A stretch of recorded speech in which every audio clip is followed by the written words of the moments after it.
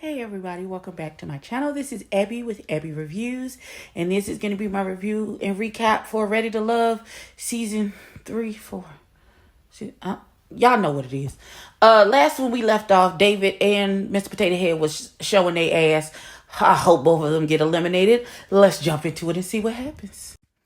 So we 35 seconds in, and David is a punk ass bitch.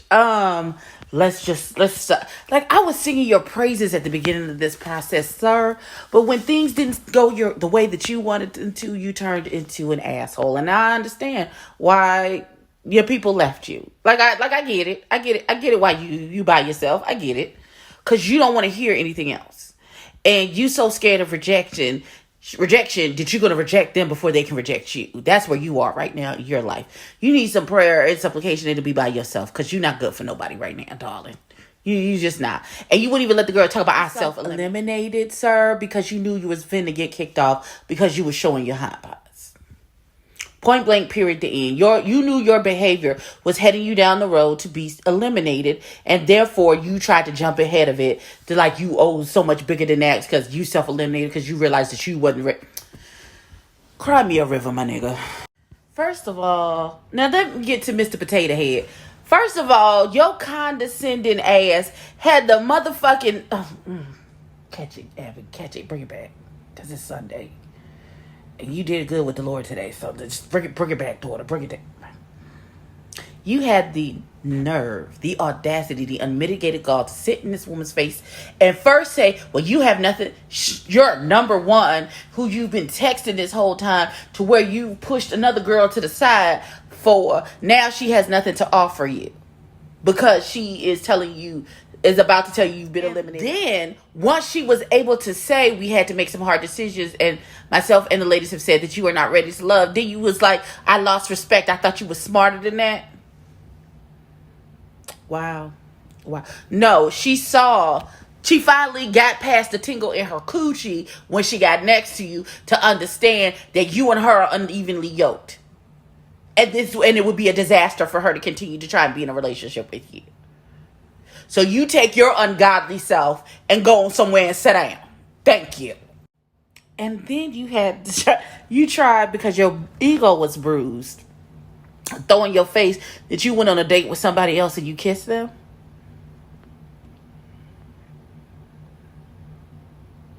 Bye, Mr. Potato Head. Okay, so they're going on this ranch getaway. It's 5 women and it's 4 men. This finna be a mess. It's too much crossover. So oh God, here we go. Wow, Amber, you just threw a whole bomb into the middle of them people's relationship for no reason except for to be messy. First of all, Alexis thinks she fly. She said, I need to talk to Amber because Ron said they had a date and they kissed. And then she said she need to talk to AJ for some reason because she feel like she not his number one. Because clearly being number one has jumped back onto her priority list. So Amber says she sees that Joelle and Vernisha are well connected and they are a strong connection. And she was like, I wonder if it's going to be so strong if she knows that he picked Kyra as his ultimate number one. And then she just lobs that bomb right out there and it causes dissension in between. Like, why would you do that? Like, why? Who's the messy fool in production who thought up this date with Jason, AJ, Kyra, and Liz? Who responsible for this? Because this really who responsible? Now Joelle is stupid. Now, to fix this, all you had to say was, I was wrong and I apologize. I understand that you feel hurt about what happened, but I was in my feelings at the time, and so I said Kyra when I should have said you, even though we weren't in agreement at the time. That's it. That's all. And she would have forgave him like that because she's that into him. And even when she said, it don't matter what kind of disagreement, it ain't never not been you, bruh. It ain't never, I don't care how we can argue, fuss and fight. It's still you. And he's not saying the same thing to her, and he don't get why she upset. Oh, Jesus. Okay, so Joel and Vernisha have seemed to come back together. He done figured out he was wrong. Jason had to tell him he was wrong. I don't know why people had to talk to you about you and your wrongness and how you need to fix it with this woman. But okay, he fixed it. I thought Alexis had got some sense, but she's still back on her pick me out. I'm everybody's number one shit. So she's upset that AJ isn't giving her the attention that she wants out of this whole situation, and that means to her because he's not catering to her every whim, that he likes Kyra more. And he was like, when you make it a problem, then I don't even want to deal with it. And she doesn't seem to understand and or care how he feels about the situation. It really seems like it's a miscommunication. They just have two different communicating styles, and it's just not meshing well. But we gonna see. Hopefully they tell her she's not ready to love and she can go home. Oh, I forgot. Liz and Jason went on a little mini. Liz is kissing on each other at the fire pit, and he said he wasn't gonna kiss her no more, but he got in his feelings, and now he got to explain it to Kyra, child, who was washy about what she want right now between AJ and Jason. So we'll see how that falls down. We'll see. I knew when they started to play Truth or Dare, this is gonna go left.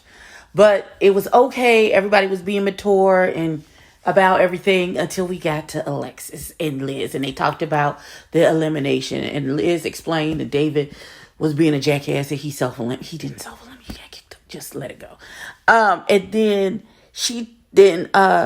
Liz starts to talk about Ron and how he said he was condescending to her, told her I thought you were smarter than that, all these things. And then he tried to throw in her face, oh, well, I went on a date with Amber and I kissed her. And she was like, he threw in her face about Amber. And then she's like, Amber, this is where I have an issue with you.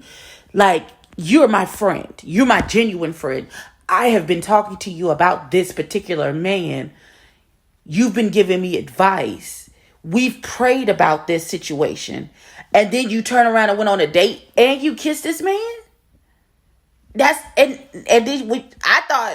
honestly thought when I saw the clip last week, she was just being extra and I rolled my eyes. But at this point, I'm Team Alexis on this. How you my homegirl? You know how I feel about this man and what's going on in our situation. And then you went on a date with this man? Why would you do, and you kiss? I understand we're on a dating show, so that part wouldn't have been the issue. It's the you kissing him. That's where I take issue with. You kissing him? Knowing I'm contemplating picking between him and how the episode ended. Like, this is a bunch of mess, y'all. A bunch of foolishness and mess.